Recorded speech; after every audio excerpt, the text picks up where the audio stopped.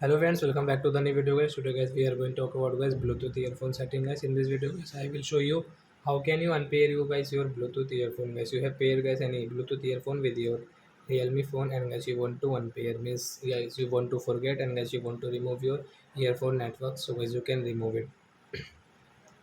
So first of all guys we will on our phone setting to unpair it. Then guys you can see this type of setting, then guys click on guys your Bluetooth setting. And guys you can see guys we have paired this, you won't see L20. And guys how can we unpair guys? Right side guys you can see this icon, so first tap here. So you can see guys there are two options, disconnect and unpair guys. You want to unpair? Yes, we want to unpair. And before unpair guys you want to change guys your device name guys, your Bluetooth earphone device name. So guys you can change from here guys, means rename.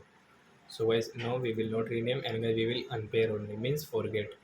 Then guys this earphone will not work and guys we will have to pair again if we use it. So I hope friends you have understood how to unpair Bluetooth earphone to our Realme phone. So that's it guys. Thanks for watching guys. Now we will meet on next video. Bye bye friends. Thanks for watching. Before going guys, please go and like my video.